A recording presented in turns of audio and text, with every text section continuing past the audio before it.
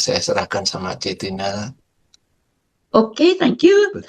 Sebenarnya kan ada yang mau share dulu. Oh iya, apa yang ada yang mau kasih kesaksian? Betul, thank you Citina. Itu ada sih Teh ya. Aku ya, Ya, saksian ya. Yang lagu I Am Here itu adalah lagu yang saya nyanyikan 1,5 bulan.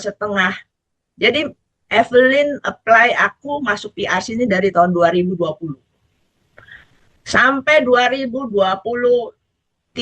24 nggak ada berita apa-apa.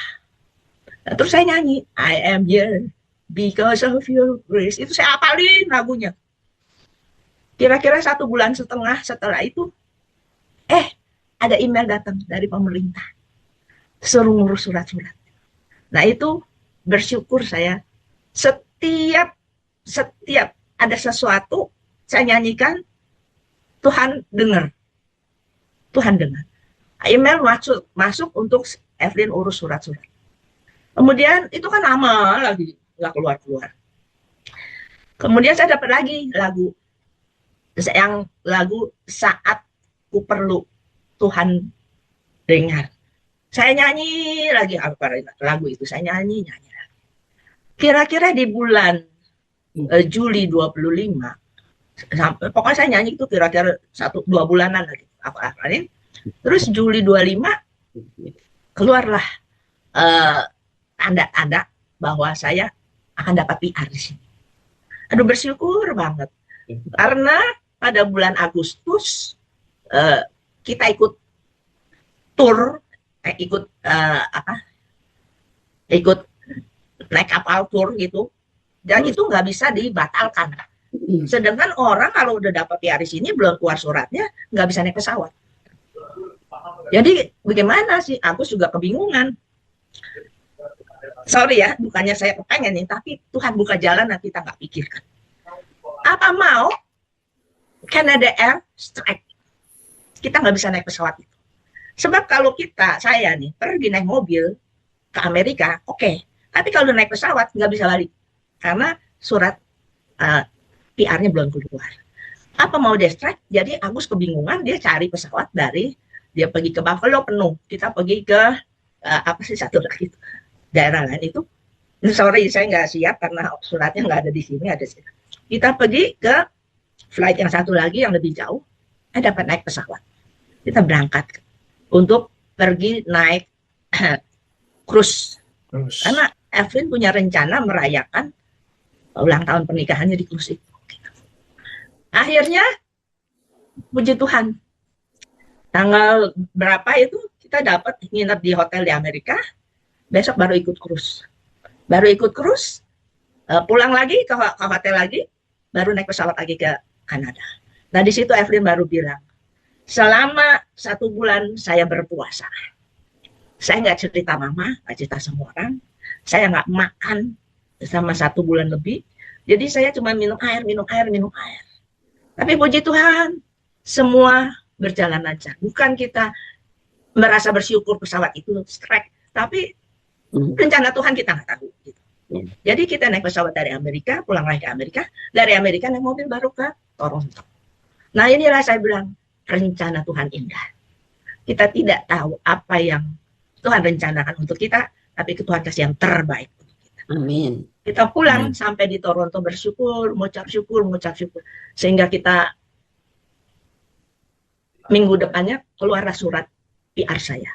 Jadi saya punya kebebasan untuk naik pesawat kemana aja. Ya bersyukur ya, rencana Tuhan indah, kita nggak tahu apa rencana Tuhan. Sampai si Melanie mau berangkat kemana, dia sewot pesawatnya nggak bisa terbang. Ya itulah, memang banyak orang yang dirugikan, tapi kita bukan bersyukur untuk hal ini. Saya cuma bersyukur rencana Tuhan indah buat kami dan kami tidak tahu apa rencana Tuhan. Puji Tuhan, Tuhan baik. Sangat baik dan teramat baik. amin. Bagus, thank you. Thank you, Citia. Wow. Ya. Ada lagi yang mau kasih kesaksian, menyaksikan akan kebaikan Tuhan, kemurahan Tuhan. Saya ingin menyaksikan keajaiban Tuhan di dalam hidup saya. Apakah sudah ada pernah? Enggak tahu ya, tapi saya Nah, itu umur 11 tahun, saya belum kenal Yesus. Kita orang Chinese kan semua juga KTP-nya Kongfucu. Gitu. Saya kalau sakit sama papa mama dibawa ke Tepekong minta air gitu. Gitu. Ya, nah saya umur 11 tahun, orang kan biasanya kalau umur 11 tahun kan mulain ya kita timbangan, gue timbang berapa kilo gue nih, tempat ukuran berapa tinggi gue gitu kan ya. Nah, saya tahu saya tuh waktu itu 120 cm. Nah, papa saya kan supir mikrolet, oplet, dulu oplet namanya, sekarang mikrolet di Jakarta bilang. Oplet punya 5 di rumah. Nah, setiap tahun kita libur sekolah, kita diajak piknik. Biasanya kalau nggak ke laut ya, biasanya kalau nggak ke piknik ke tempat air-air gitulah, laut. Ke Merak ya, Merak kan pantai gitu. Atau ke daerah Sukabumi. Sukabumi itu banyak ya tempat piknik gitu. Nah, salah satunya di Cimelati, namanya Cimelati, itu tempat piknik. Nah, kita dibawa semua. Itu waktu itu udah kira-kira jam 10 udah gelar tikar, makanan udah dikeluarin, ayo makan gitu kan. Anak kecil umur 11 tahun memang nakal. Saya senang air, saya lari ke sono ke kolam renang. Ada kolam renang itu. Kolam renang ini juga banyak daun-daunan lah gitu, nggak dirawat. Tapi kolam renang bener. Nah, saya lihat di pinggir kolam renang ada tulisan 110 cm. Saya kan 120, masih ada 10 cm. Kalau saya jingkek aja juga nggak kelelep gitu. Itu pikiran anak-anak kan gitu. Saya belum bisa berenang. Akhirnya saya nyemplung aja gitu. Nggak ada orang sama sekali. Saya sendiri.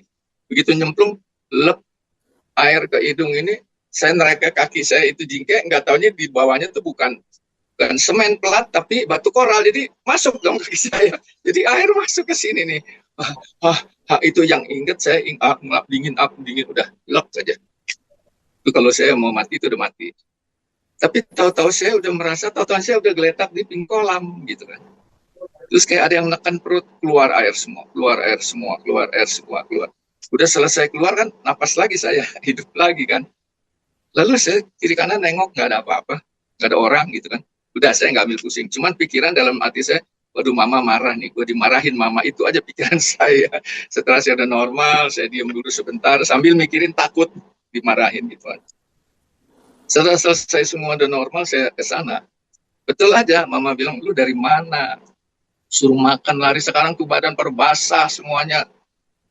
Terus dia ambilin anduk, lap dulu badan lu, udah tuh celana ganti gitu. Udah, saya diem aja.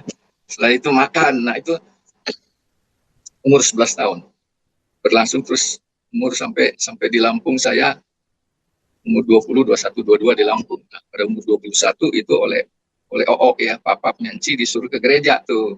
Kita anak umur 21 biasa ya. Saya di sana bantuin Papa, ada pabrik aki, pabrik batu baterai aki gitu. Tapi zaman dulu punya yang pakai aspal ya.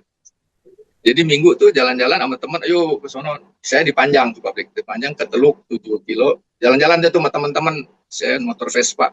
Biasa anak umur-umur gitu kalau ada cewek cakep tuh di sono tuh, yuk kita samperin rumahnya gitu. Ya kan, 2-3 orang.